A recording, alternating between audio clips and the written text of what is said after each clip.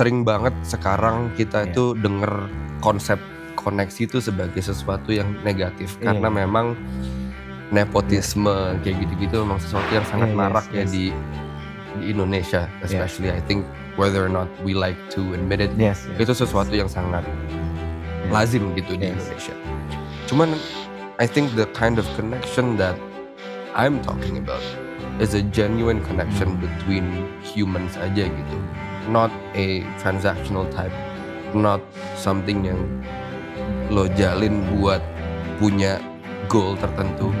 Tapi it's just getting to know people for who they are. Cuman sekarang ketika kita udah mulai deep into our professional life, and then our professional life has a such a huge bearing on the rest of our lives, on our ability to afford a good life, on having savings, on thinking about a house or thinking about kids or just raising a family. Ini kan semua kan underpinned by our professional life. When there's so much being underpinned by our professional life, seringkali ya professional life-nya itu tuh become something yang utilitarian, yang kayak pokoknya dapat duit bisa bayar semua ini.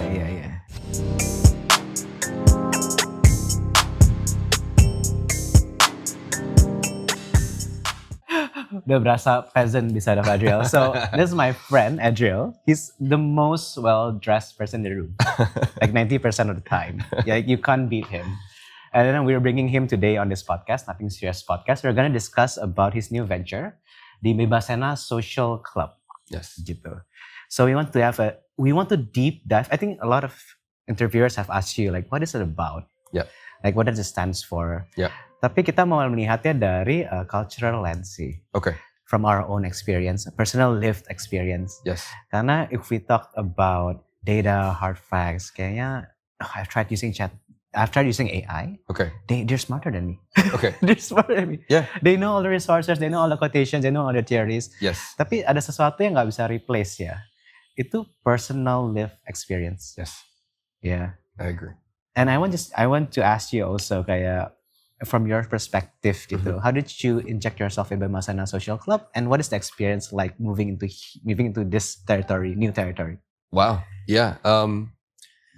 It's not been look. I'm young, so but relatively speaking, it hasn't been a short journey actually for me. So I never had a hospitality or F&B background whatsoever. I actually grew up a very much STEM kid. Very much physics, very much math. And so I went into uni studying engineering. I came out of uni working for the energy industry, for both private and public companies. And it was never immediately apparent that I would insert myself in this industry. But I knew from a very young age that I had a passion for food. Actually, that's how it started. Yes. I loved serving people food. I loved cooking throughout the time I was growing up. Habis itu, later on in life, during uni, I was lucky enough to have a circle of friends that really appreciated dinner parties, really appreciated food. Yes. And that's where I got to explore like my passion into cooking in more of a serious context, in a more of an explorative context. I shall say. Habis itu, I came home from the UK. I came home. I naturally got into a professional line of work for about 5 years. Tapi throughout that time when I had my corporate job, I've always had F&B businesses on the side, whether it be investing in a restaurant or doing private dining or restaurant takeovers. That was always ever present on the sideline. So I had a dual life for quite a while. And then it was a very lucky encounter during one of my private dining sessions for one of my clients that they offered me to work on Bebasena. Okay. Initially just to work on the menu. Oh, okay. Yeah, just help us revamp the menu. And obviously I took that opportunity with both hands. But that kind of transformed into me being involved with Bebasena conceptually, and then Bebasena operationally, and then Bebasena strategically until one point they were like, I think it's best you just join us full time. Yes, Just yes. join full time. I Yes, think yes. you're already doing quite a lot. You're doing so much messy work inside. Exactly. Tapi kayak ini kita mix bilingual ya karena Sure. I also want to this to be as natural as possible the way Yeah. we speak in our daily life. Mhm. Kita nggak bisa mungkiri bahwa we are still Indonesian It at is. best. That's true.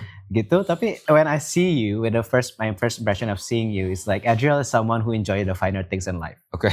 Jadi, Okay. bener kan? Bener kan? You're not wrong. You're not Cheers. wrong. Cheers. Cheers. Cheers. I mean, we are having a martini in the afternoon. Iya so. gak sih? You're not Jadi, wrong. I see when you like naturally progress into Ruang, into Bima Sena, Okay. into your other ventures, it feels natural.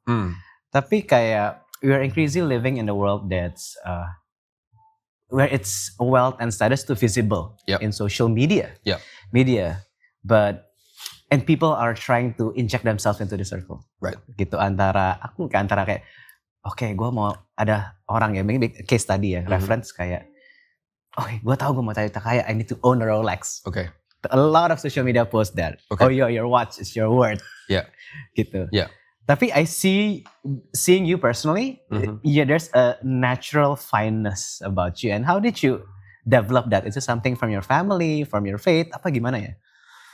Wow. I mean, no one's really ever asked me that before. Yeah. I mean, I think obviously I'm not gonna sugarcoat it, right? Yeah. I was privileged to be in a family that allowed me to experience a lot of different things throughout my lifetime. Yeah. I was also very fortunate to be able to go to school abroad, Okay. and that really widened my horizon beyond Indonesia yang dilihat sebagai social status dan lain-lain, experience yang membedakan apa sih the finer things in life tuh di Indonesia, di luar negeri, di negara-negara lain tuh seperti apa. And I think a lot of that came from experience. Cuma specifically on hospitality and F&B, mungkin karena awalnya selalu dari passion, kayak bukan dari, it was never a professional journey for me, right? I didn't go to school for it. Jadi kayak my experience up to now has always been about the appreciation for these things. I always experienced it as something that I looked forward to, bukan sebagai sesuatu yang kayak gue harus analyze, gue harus kayak pikirin. It's just like something that I really gladly and joyfully experienced. Nah, jadi mungkin gara-gara backgroundnya seperti itu, gara-gara persepsinya seperti itu, it was something that I came to appreciate and really wanted to recreate in my own life.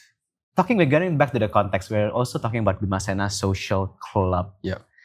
Gitu. A social club, essentially, is this the entryway for people to join elite circles? Is this something that we should aspire to? I think there's two questions, yeah. Yeah. Pertama dulu mungkin entryway to join social circle, and also like a description of what Bima Sena is gitu, to the person who would have a 20% knowledge on it gitu. Sure. Yeah. Well, I mean, I think it's only fair to talk about Bima Sena by beginning with its heritage, right? Yeah. So Bima Sena has been around for a long time. Yeah.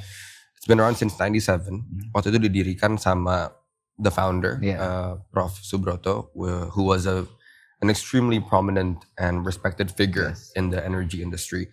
And Bima Sena was initially created karena at the time diperlukan ada sebuah tempat, sebuah wadah di mana pertukaran pikiran, decision making, and meetings around the energy, oil and gas and mining industry itu perlu wadah ini. Dan Bima Sena initially existed for that. The other reason why Bima Sena existed at the time is essentially it was a facility. Kita punya wellness facilities, punya gym, spa, locker room, sauna dan lain-lain yang dulu itu served both Dharma Wangsa Hotel and residents. Gitu. Jadi awalnya it really existed for a utilitarian purpose, exactly. Nah, belakangan ini itu mulai berubah karena if you remember, private members clubs were a big thing in the early 2000s. Yes. Executive Club, Olympus, Mercantile dan lain-lain. It was a huge thing. Cuman it kind of fell out of fashion, and what I think it fell out of fashion was because dulunya restoran-restoran yang bagus, wellness facilities yang bagus itu hanya bisa ditemukan di dalam Hotel. confines of a hotel, of a 5-star hotel malahan. Tapi kan itu kan tiba-tiba jadi melebar di seluruh bagian Jakarta tuh jadi ada gitu, yang Senopati lah, Gunawarman started popping up, and you can find these facilities started, jadi ada di mana-mana. So because of that, I think hotel restaurants and hotel wellness facilities fell out of fashion, at least for the past, I wouldn't say like maybe 5-10 years. Nah, cuman recently there's a new need, there's a new demand in society where people don't look for these facilities just for its utility anymore. Tapi mulai digunakan, mulai dicari untuk its community aspect. Yes, exactly. Right? A lot of padel courts now, a lot of wellness facilities di luar sana. Itu yang sekarang has memberships for exclusivity, obviously, right? And because there's such a huge demand for it. Tapi for something like Bima Sena, this membership, this club is formed untuk kita bikin not only community tapi a curated community where people who are like-minded, has the same values, has the same ambitions, has the same or similar outlook in life, itu can gather and do all of the activities that you can find under our roof, whether that be having a meal or having some personal downtime, having a meeting, having an intimate dinner, whatever it is, mereka bisa lakuin di sini with the bonus of being surrounded by like-minded people. Nah, I think can we zoom into that? Karena there's curation. There's the world, in this world there's too many options. There's too many options and people are trying to even curate their social circle. Right. But biasanya di other clubs or membership, not even clubs, mungkin kayak wellness facilities gitu. The way they curate is through a price point. Okay. So if you can pay this amount of membership, misalnya 2 juta, let's say gym yang lumayan premium di Sudirman mungkin tuh 3 juta lah, 3 juta per bulan. You can pay this, that is the barrier for you to filter out people. Cuman tadi what you mentioned is you filter out people also by their like-mindedness. Itu kan sangat vague ya. Betul. Apa pillars atau how do you bring this, how do you structure this into something that's more tangible that people can understand? Ini Bima Sena like-mindednya seperti ini. Yeah. Well, I think it's important to frame this question in a sense that we're not trying to create a full sense of exclusivity. Kayak Bima Sena is not trying to curate its members for the sake of being closed off and vaguely kayak eksklusif gitu. It's really never the point. Cuma kan memang dari awal Bima Sena ini dibangun, kalau misalnya kita tidak melakukan curation seperti itu, community-nya nggak dibangun dengan like-mindedness, akhir-akhirnya yang terjadi adalah our members di sini tuh jadinya nggak nyaman. Padahal di sini yang pengen kita bangunkan adalah orang-orang bisa datang ke sini dan merasa seperti ini adalah rumah keduanya mereka. Itu hanya bisa terjadi kalau misalnya komunitasnya, ambience-nya, semuanya itu kita jaga bener-bener. Nah, bagaimana proses kurasinya itu? Yang pertama, to become a member of Bima Sena, actually, it is crucial that you get a recommendation from an existing member, a recommendation or a reference from an existing member. Setelah itu nanti you will go through a process where we will review a bit of your background with our membership committee. Nanti baru dari situ we'll talk about whether or not Bima Sena is the right fit for you. But again, that process is there so that we really protect the people who are already here, and a lot of the people here are family karena udah generasi kedua, generasi ketiga yang udah jadi member di Bima Sena since it's been around since 97. So that curation is really to protect everyone here. Because you still want to maintain that exclusivity, but you don't want, from what I capture, you don't want to totally close off the gates. Karena kan kita harus realize bahwa there's new wealth. Kayak the topic of the topic in media sekarang ada, there's a transfer of wealth. Gitu, there's a transfer of wealth from old generation to new generation juga. Generation juga ada yang people who just come up from fresh money. And new money. New money gitu. Kayak what can people from this pocket, Mhm. new money, Mhm. how kalau kita a blanket statement ya, Yeah. how do they gain eligibility to access Bima Sena? Right. Yeah. Again, the first filtering action is that recommendation. Yeah. Right. And I think that speaks to a really important aspect in growing yourself professionally. Yeah. Aside from building wealth, aside from establishing yourself in a particular social circle, which is connection. Yeah. Sering banget sekarang kita Yeah. itu denger konsep koneksi itu sebagai sesuatu yang negatif karena Yeah. memang nepotisme kayak gitu-gitu memang sesuatu yang sangat marak ya di Indonesia, especially I think whether or not we like to admit it, itu sesuatu yang sangat lazim gitu di Indonesia. Cuman I think the kind of connection that I'm talking about is a genuine connection between humans aja gitu. Not a transactional type, not something yang lo jalin buat punya goal tertentu. Tapi it's just getting to know people for who they are. And fully appreciating bahwa genuine connection itu takes years to form. That's true. It's not a one-time dinner. It's not a one-time going out for drinks. It's not a one-time club visit gitu. It's a relationship that you build for years. And I think that's something that, for a lack of better term, new money or new wealth itu masih butuh waktu untuk membangun these genuine connections. A lot of the members that we have here, majority are actually seniors. I want to say, 45-year-old and above, people who have been around. But we are regenerating our membership base to have younger people in their 30s to join our membership base. Yaitu the very first aspect in making sure that happens is to build those relationships with existing members. Gitu. Tapi in this private club kan ada nuance, berarti this is when you're in the club, you're already in it. Right. Gitu, it's your highlight. It's the highlight of your life. Tapi it's not exposed. Tapi malah exposure versus exclusivity. Most people here, you say, they want to be private. Gitu. How do you reconcile that? Between exposure and wanting privacy. You're entering yourself in the community, tapi you still want privacy. Gitu. I don't think because we curate our community here, I think the degree of exposure calibrates itself naturally.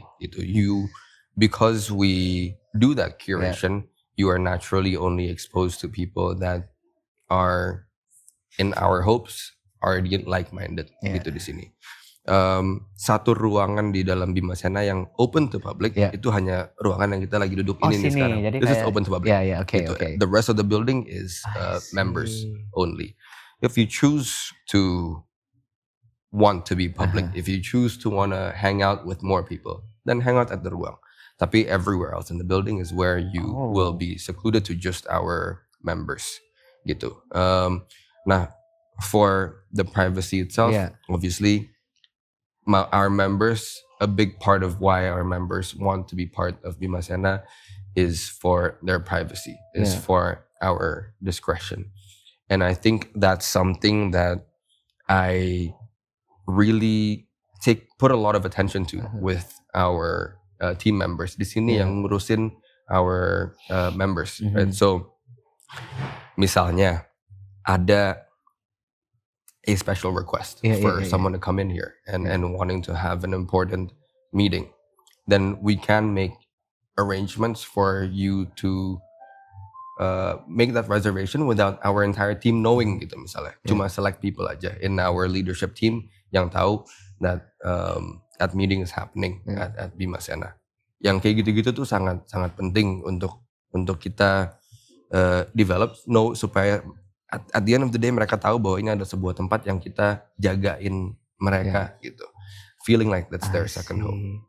In our daily life, if we want to apply it more grounded concept, kayak how much of privacy do you think is important? Kayak how should we maintain it?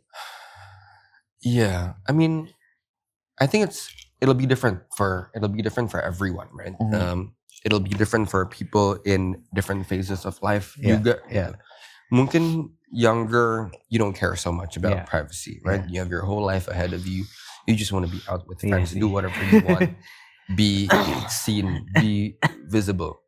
And then as you grow older and your priorities change, Yeah. and you want to be more inwardly, you want to be more focused on your family, then naturally privacy becomes more important. Yeah. But I can speak to what's important for me now, Iya, for iya example. I'm someone who has, I think, largely removed myself from really huge social circles. I used to be, or I like to see myself as like the life of the party. Iya. Ngerti sih, bisnisnya for- kemarin di jalan itu ya. For a big group of friends, I was always like the one that was like, Jalan Senopati. Exactly. Bukan Senopati.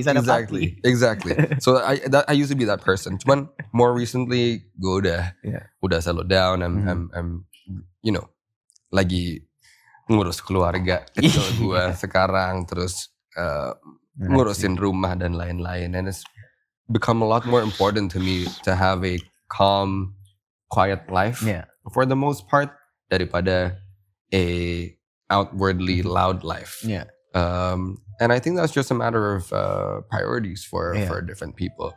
For me, if I don't maintain a quiet part to my days, to my week gitu misalnya, then every single part of my life would be stressful and loud and full of noise, and I don't want that. And for me, that's where privacy, or at least removing myself from the public eye gitu tuh becomes more important. If we cannot get access to Bima Sena, kita gimana sih gitu? Gimana caranya bikin Kalau suasana gimana kita pilih intimate space itu, apa intimate space yang tepat gitu? I think, look, how do you define intimacy, right? I think you feel the most intimate when you are able to let your guard down as a person, right? They let their guard down in Bima Sena. Kebalik malah. They do let their guard down. They at do. Bima Sena.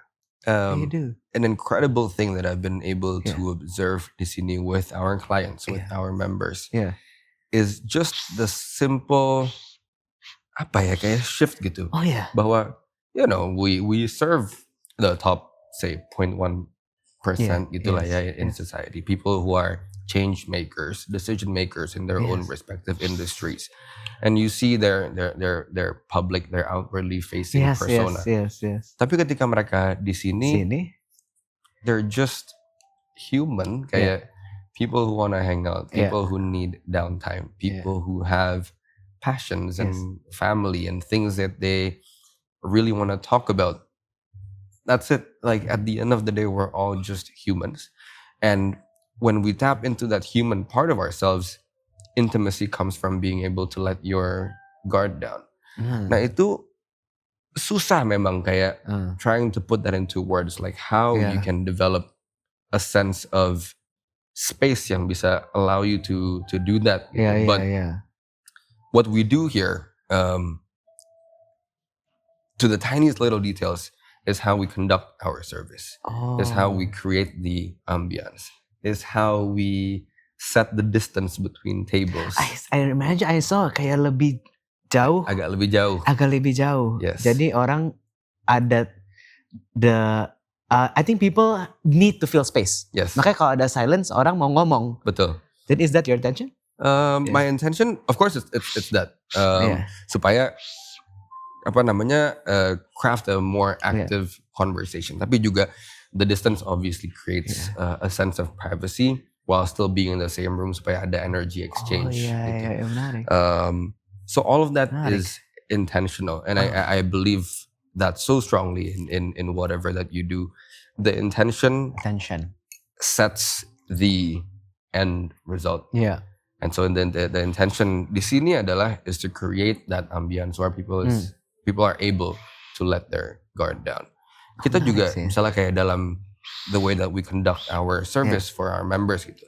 Kalau misalnya kita punya sebuah service yang misalnya kayak, let's say, super fine dining gitu. Oke. Yang kayak ngurusin meja tuh ada 5 orang. And they're quite invasive. Dan setiap 2 menit makanan piringnya diganti. Iya sih, itu juga bisa. Itu juga ganggu, annoyance ya. Secara hospitality itu kayak that's the top tier of hospitality. Iya benar juga sih. Tapi kalau misalnya lo bikin itu di sini, ganggu. Orang nggak suka. Jadi it's calibrating that menarik just the right level of service, the right level of attention to provide to our guests that they feel taken care of, but also respected in their privacy.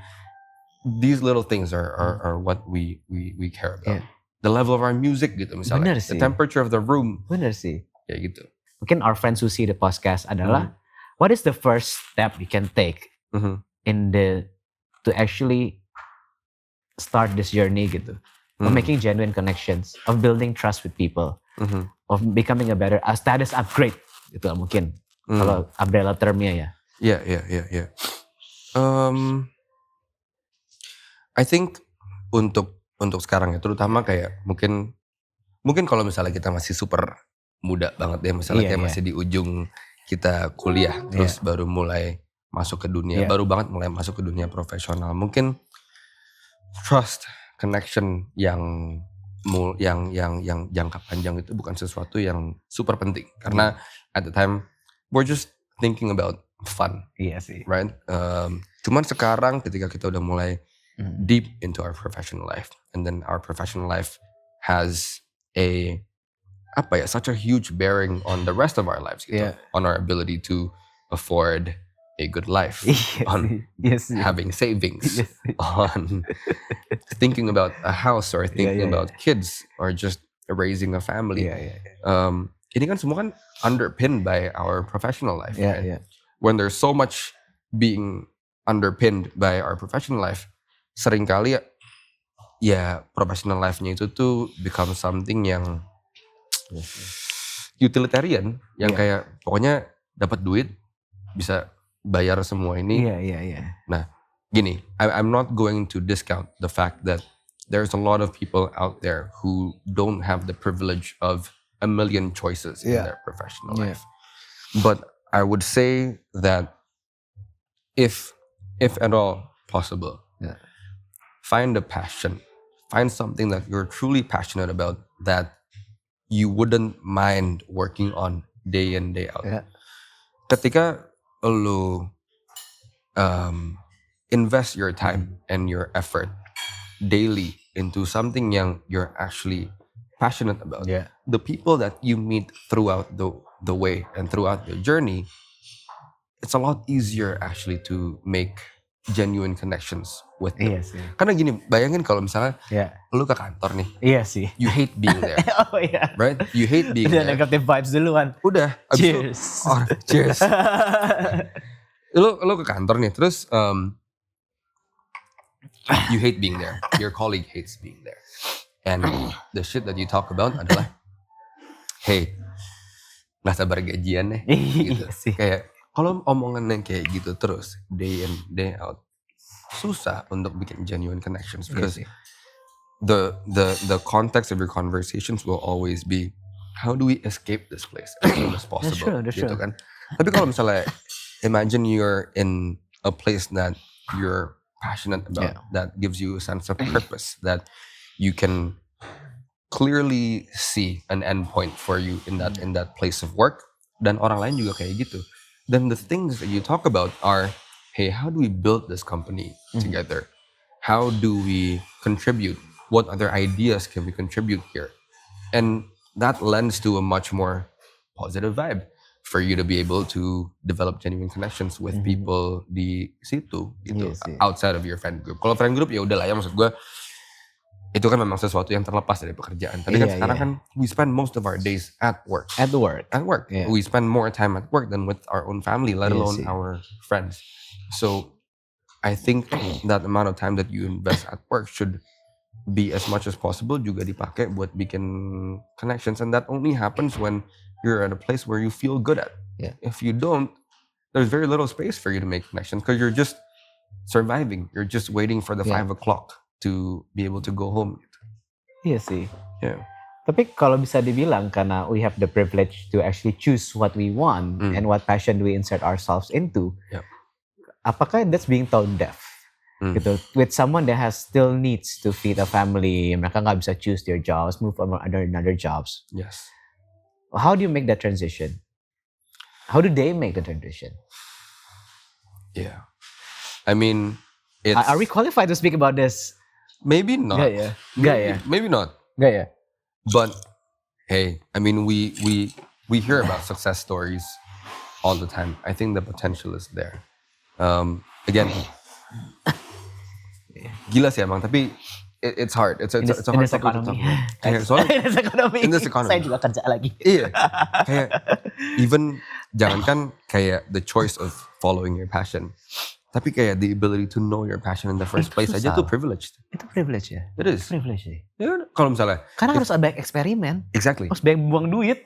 exactly. If you spend your whole life surviving, then knowing your passion, let alone being able to follow it as your Yeah. profession, itu kan sesuatu yang actually extremely privileged. So yes, I'm fully aware that we can be a bit tone deaf Yeah. from our position to talk about this Yeah. topic. But again, I would encourage anyone that I meet to have that in their mind gitu, to try to find that. Okay, would you know what you'll do if you have 1M a day?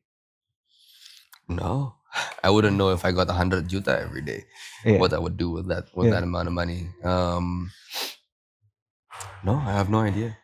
What would you do with that amount of money? I don't know tuh. I'm pretty content. Tapi with a lot of people actually earn that much. Yeah, Especially in the US ya. yeah. Bukan Indo ya, ke US ya. Atau yang abroad lah. Yeah. Apa Indo ada nggak? Harusnya ada nggak sih? Ada nggak sih? Ada. In your circle? 100 juta sehari. In your circle jangan biasa di luar manapun ada nggak seberapa sehari? Actually, this is something that I don't know about. Oh iya. Gue nggak tahu. Gue because even within my circle of friends atau kayak within the people that I know professionally or otherwise, it's not something that I ever talk about. I don't know about you, tapi gue nggak tahu kenapa, tapi I never talk about money with people gitu. Yeah, okay. Jadi gue nggak Okay. tahu orang tuh earn berapa. Yeah. Kayak apakah gue sekarang nih udah lumayan oke atau perjalanan gue masih jauh banget to have a decent life. I'm not sure. Tapi 100 juta per hari, so that's what like 3M a month. Yeah. Bisa, ya ada lah kalau segitu mah. Sisa ya. Ada lah. Bisa lah. Masih ada banyak mobil yang kita belum beli. Mobil vintage and Banyak, suits. yeah. Suits. There you go. Suits. There you go. Like a Vicuna suit or something. Yeah. Bisa aja. Yeah, but I mean, obviously, once you get to that kind of money, it's What it else becomes- matters? exactly. It becomes a really existential question, right? It's an essential question. You get there, and what I think apa yang kita set sekarang nih, pas kita Yeah. lagi masih striving, becomes extremely important because that'll set the tone for later when you actually have the means to do it. To do right? it. Or do you need to answer the question first? Yeah, I think you should. Karena answer. kan kalau misalnya dapat itu kan sebenarnya luck opportunity, banyak placeholders in place. Yeah. Tapi apanya itu mana tanya nih. Yeah. Kayak banyak orang jujur, if I see my own family atau close people around me, Mhm. banyak yang shortcut bilang oh buat anak, oh buat family. Yeah. Ada lagi mungkin yang lebih narcissistic tendency. Oh ya pasti dong, biar enak-enak, biar jalan-jalan, biar nge-ski gitu. Yeah. Beda nih, jadi ada shortcutnya. Yeah. Tapi is it something that we as word is, how do we contemplate about it without being too unrealistic while still being grounded? Yeah. Mungkin from my personal experience, I have a kid on the way. Yeah. Thank God. That's So one of the things that I'm thinking about now adalah how do I set up what matters in life to me right now so that when my child does grow up, I can instill the same things to him gitu. Yeah.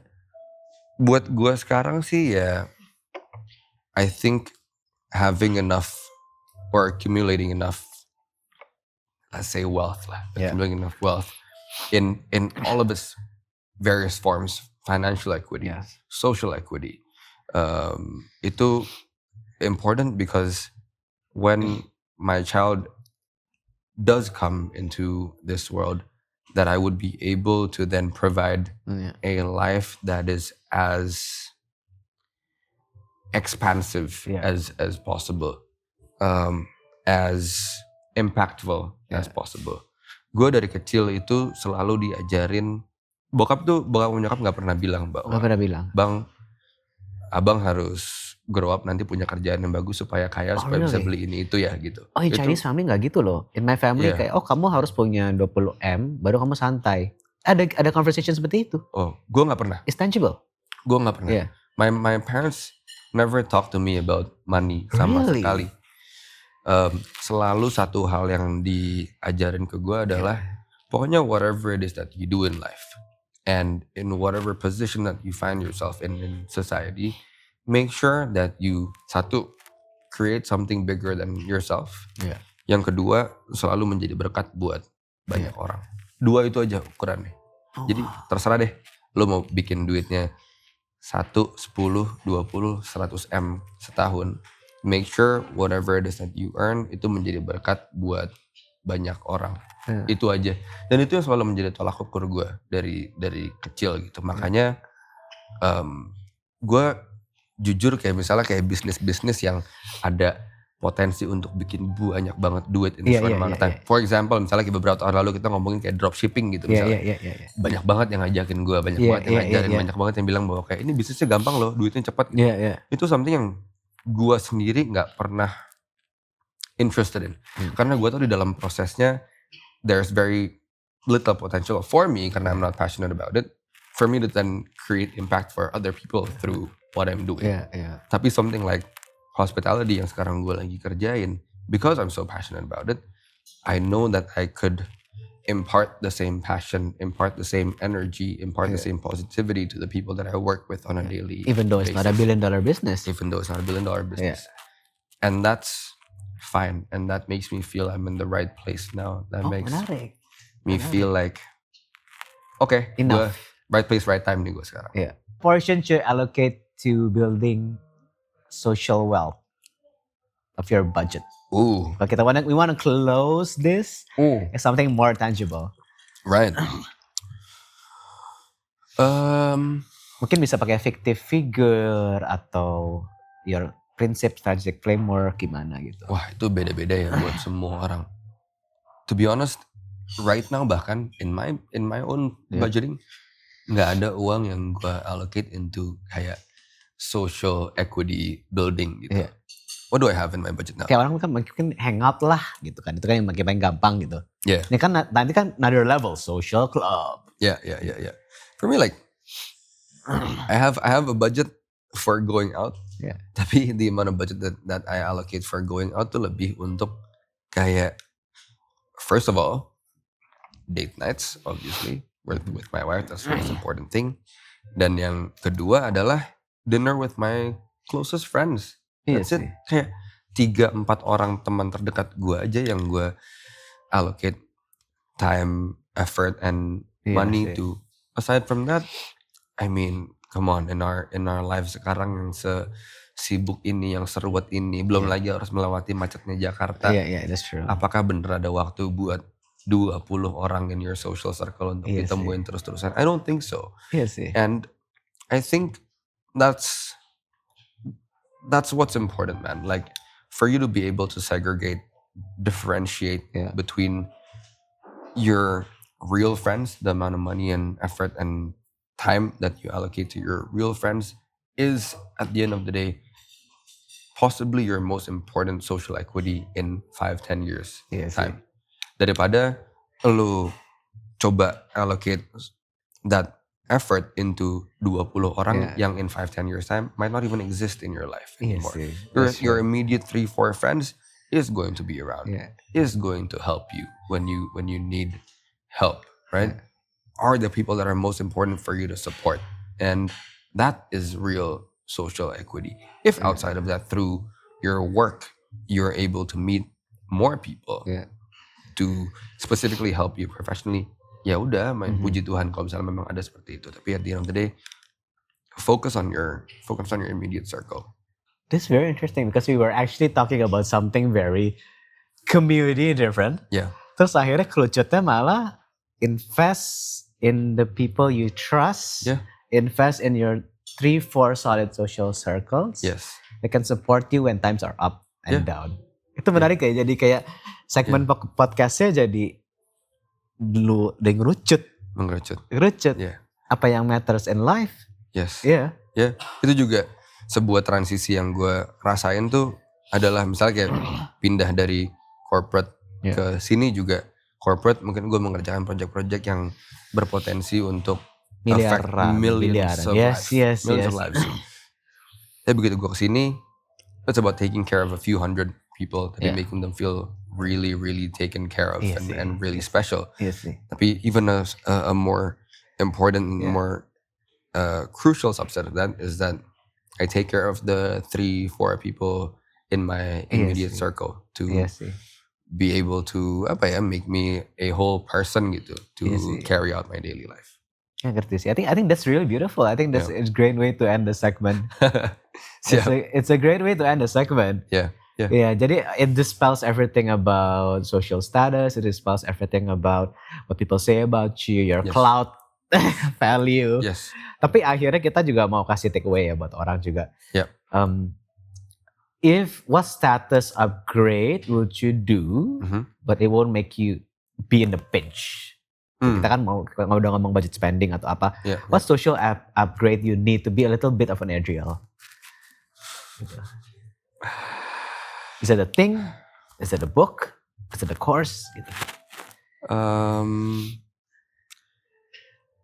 Okay, I'll give 2 answers to this. One, the more let's say like tanda kutip, the more genuine one is go out there and talk to more people.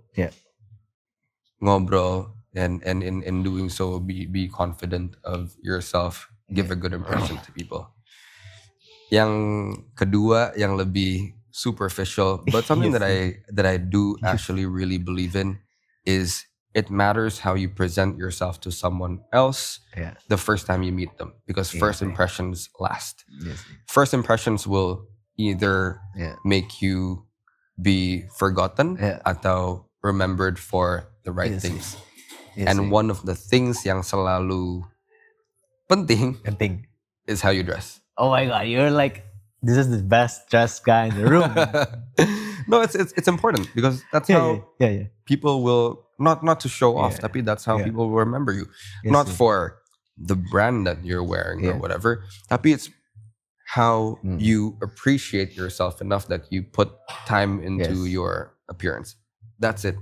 If you appear well, then most likely you are also organized. Then most likely you're also sociable and friendly. Udah gitu aja. That first impression matters for you to be able to make the second meeting better. That's it. Yes, I love it. So first impression, I think we got a very solid podcast here. We got action points, we got philosophy, we got something personal, and I thank you for your time so much in Nothing Serious. Thank you. And please, if you have inquiries about Dimasena, visit your socials. I'll put it up here. If you have inquiries about Adriel, juga visit the Adriel's social. Yes. I think thank you so much for today, and thank you for having me. Thank Appreciate you so it. much. Thank you.